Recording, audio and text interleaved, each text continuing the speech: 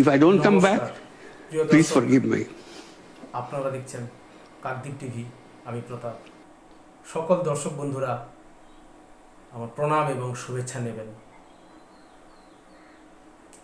আমাদের প্রতিবেশী দেশ বাংলাদেশ কি কঠিন এক পরিস্থিতির মধ্য দিয়ে দিন অতিবাহিত করছে। জগদ্দল পাথরের মতো একটি সরকার, একটি অবৈধ এবং নিষ্কর্মা সরকার দেশবাসীর মাথার উপর চেপে বসেছে, ঘাড়ের উপর চেপে বসেছে। তাদের নীতি নৈতিকতা নেই, তাদের কোনোরূপ কার্যকলাপের মধ্যে কোনো সাফল্য নেই, শুধু আছে ব্যর্থতা, শুধু আছে অন্যায় অত্যাচার। এভাবেই বাংলাদেশের মানুষ প্রহর গুনছে বা এই রকম সহ্য করেই তারা দিন অতিবাহিত করছে। এই সরকারের যে মূল স্তম্ভ মোহাম্মদ ইউনূস, তিনি বর্তমানে সুইজারল্যান্ড সফরে রয়েছেন। অনেক মিডিয়া, পত্রপত্রিকা, ইউটিউব সব জায়গায় আলোচনা হচ্ছে তিনি কি ফিরবেন। যে পলিটিক্যাল মধ্যে পরিবর্তন আসছে, সেই পরিবর্তনে কি তিনি ফিরবেন, বাংলাদেশে ফিরবেন বলে মনে হয়? অনেকে বলছেন না, অনেকে হ্যাঁ, এইরকমভাবে মতবাদ দিচ্ছেন। কিন্তু একটি ন্যূনতম মতবাদ দিতে পারি, ইউনূস ফিরবেন। তিনি তার পরিকল্পিত যে বিদেশ সফর সেরে তিনি দেশে ফিরবেন।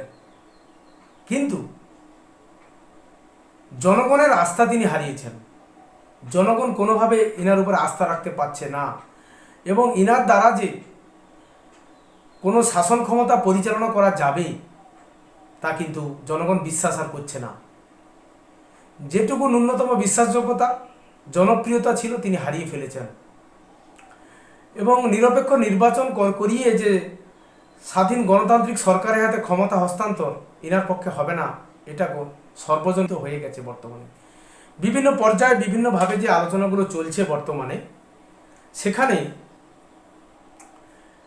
এই সরকারের যে প্রতিটি বিভাগ, প্রতিটি কার্যকলাপ এবং জনগণের বিশ্বাস আস্থা অর্জনে সম্পূর্ণরূপে ব্যর্থ।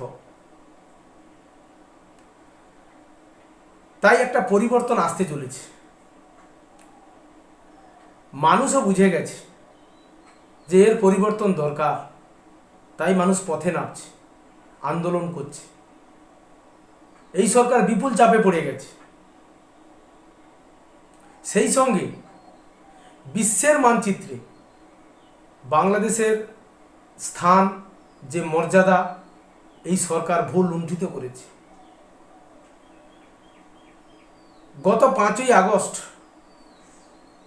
প্রধানমন্ত্রী শেখ হাসিনা বাংলাদেশ ছাড়ার পরে 8ই আগস্ট পর্যন্ত এই 3 দিন ছিল বাংলাদেশ অভিভাবকহীন, কোনো সরকারহীনভাবে কিন্তু বাংলাদেশ তিন দিন কাটিয়েছে। এই 3 দিনে যে অবস্থা ছিল, অচল অবস্থা ছিল বাংলাদেশে, সেই 3 দিনের অচল অবস্থা বর্তমানেও এই সরকার পাল্টাতে পারেনি, অচল অবস্থা কায়েম রয়েছে। এই সরকারটি কে তৈরি করলো, কিভাবে এলো, কারা প্রতিনিধিত্ব করছে, কিভাবে তারা নির্বাচিত হলো, এর কোনো ব্যাখ্যা পাওয়া যাবে না। সম্পূর্ণরূপে পক্ষপাত দুষ্ট, মৌলবাদের দ্বারা পরিচালিত এই সরকার। একজন পশ্চিমা শিক্ষায় শিক্ষিত প্রধান উপদেষ্টা ইউনূস, তিনি যে এত নির্লিপ্তভাবে, এক প্রকার নৃশংসভাবে অন্ধর মতো থেকে গেছেন। দেশের সামগ্রিক আইন শৃঙ্খলার অবনতি, সংখ্যালঘু অত্যাচার, খুন, ধর্ষণ, হত্যা, চাঁদাবাজি, জুলুমবাজি, যা কিছু চলছে, নীরবে তিনি চুপ করে আছেন। এটাই এই সরকারের ব্যর্থতা প্রকাশ করে। এই সরকারকে কোনোরূপ বৈধতা কোনো দেশ দেয়নি। একটা চেঞ্জ আসতে চলেছে, পরিবর্তন আসতে চলেছে। কি পরিবর্তন? এই সরকারকে রেখে কোনো স্বাধীন নির্বাচন পরিচালনা করা সম্ভব নয়, এটা দেশের জনগণও জানে, আর বহির্বিশ্বের যে দেশগুলি তারাও কিন্তু জানে। তাই তাদের মধ্যে একটা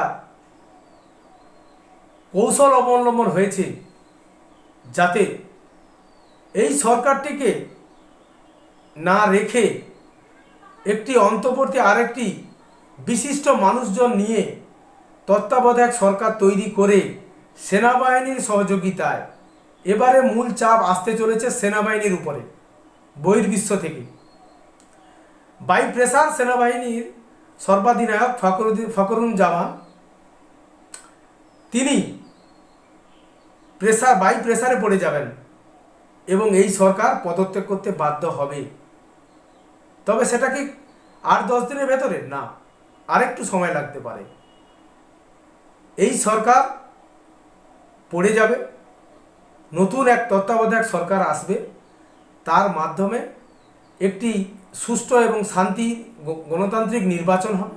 তার মাধ্যমে সরকার এলে সেই সরকারকে সকল বহির্বিশ্বের সকল দেশ বৈধতা প্রেরণ করবে এবং বৈধ হিসাবে ঘোষণা করবে। এই নড়বড়ে সরকার যে পরিকল্পনা নিয়েছে, ছাত্রদের 3 জন প্রতিনিধি এই সরকারে রয়েছে, তাদেরকে দিয়ে একটি নতুন রাজনৈতিক দল তৈরি করার একটা পরিকল্পনা নেওয়া হয়েছে। তাই এই ছাত্রদের নতুন গজিয়ে ওঠা দলকে কোনো রাজনৈতিক দল আর সমর্থন করবে না। তাই এই প্রচেষ্টা সফল হবে না। এই সরকারের পরিবর্তন বা পড়ে যাওয়া, বিতাড়িত হওয়ার পিছনে মুখ্য ভূমিকা থাকবে ভারতবর্ষ ও মার্কিন যুক্তরাষ্ট্রের মিলিত কৌশল।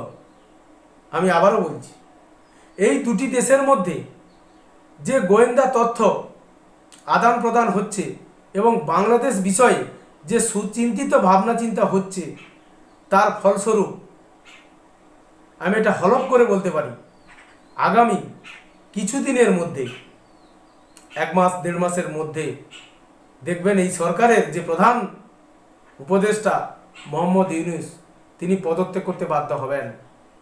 এর কারণ কি? মোহাম্মদ ইউনূসের সঙ্গে ডোনাল্ড ট্রাম্পের কোনো রকম সমঝোতা নেই, সম্পর্ক ভালো নয়। দ্বিতীয়বার টার্মে যখন ডোনাল্ড ট্রাম্প হেরে গেলেন বাইডেনের কাছে, তখন হিলারি ক্লিন্টন এবং ডোনাল্ড ট্রাম্পের যে প্রতিদ্বন্দ্বিতা হচ্ছিল, সেখানে হিলারি ফাউন্ডেশনে অর্থ দিয়ে সাহায্য করেছে, নির্বাচন ফান্ডে টাকা দিয়েছিলেন মোহাম্মদ ইউনূস। নির্বাচন জেতার পরে ডোনাল্ড ট্রাম্প খুঁজছিলেন যে সেই ক্ষুদ্র ঋণ ব্যবসায়ী কোথায়, যিনি আমাকে হারানোর জন্য হিলারি ফাউন্ডেশনে অর্থ দান করেছিলেন। তাই এই ডোনাল্ড ট্রাম্পের শাসনকালে এবং মোদিজির সখ্যতার সঙ্গে মেলবন্ধন রেখে এই সরকারের বিদায় আসন্ন। শুধু বাংলাদেশের জনগণকে দাঁতে দাঁত চেপে একটু লড়াই করতে হবে। আপনাদের শুভবুদ্ধি সম্পন্ন সকল বাংলাদেশি নাগরিককে ফেসবুক, ইউটিউবে শুধু সীমাবদ্ধ না রেখে নিজেদের মধ্যে কিভাবে আন্দোলনকে রূপরেখা পরিচালনা করা যায়, তার প্রয়াস আপনাদের চালিয়ে যেতে হবে। এবং এটুকুই, একটি সমীক্ষায় দেখা যাচ্ছে আওয়ামী লীগের যে জনপ্রিয়তা ছিল গত 16 বছর শাসনকাল পরে, এই 5ই আগস্টের পর থেকে এখনো পর্যন্ত মানুষের মনের মণিকোঠায় স্থান করে নিয়েছে আওয়ামী লীগের শাসনকাল, শেখ হাসিনার শাসনকাল। তাই শেখ হাসিনার বাংলাদেশে ফেরত আসা এক প্রকার সময়ের অপেক্ষা, এটুকু বলার অপেক্ষা রাখছি। তাই আগামীতে নির্বাচনে আওয়ামী লীগ প্রতিদ্বন্দ্বিতা করবে, সকল রাজনৈতিক দল করবে, তার ভিত্তিতে মানুষ রায় দেবে কোন দলকে তারা এই শাসন ক্ষমতায় দেখতে চায়, সেই হিসাবেই শাসন ব্যবস্থা পরিচালনা হবে এবং বাংলাদেশের যে সরকার প্রতিষ্ঠিত হবে, সেই সরকারকে আন্তর্জাতিক মহল স্বীকৃতি দেবে এবং তাদের সঙ্গে সমস্ত বৈশ্বিক যে আদান প্রদান, যে সম্পর্ক, রিলেশনশিপ, সেটা কিন্তু চলতে থাকবে। তাই আর কিছুদিনের অপেক্ষা আপনাদের থাকতে হবে। পরিকল্পনা চলছে এবং সেনাবাহিনীর যে 3টে গ্রুপ রয়েছে, বর্তমানে সেনাবাহিনী কিন্তু একত্রে নেই, সেনাবাহিনীর 3টি গ্রুপ কিন্তু তৈরি হয়ে গেছে। সেই 3টি গ্রুপের মধ্যে কিন্তু বিভাজন স্পষ্ট। এই বিভাজনকে কাজে লাগিয়ে ইউনিট সরকারকে উৎখাত করা হবে, এটাই পরিকল্পনা। আগামী দিনে সেটা দেখতে থাকবেন। এখানেই প্রতিবেদন আজকে শেষ করছি। জয় হিন্দ, বন্দে মাতরম।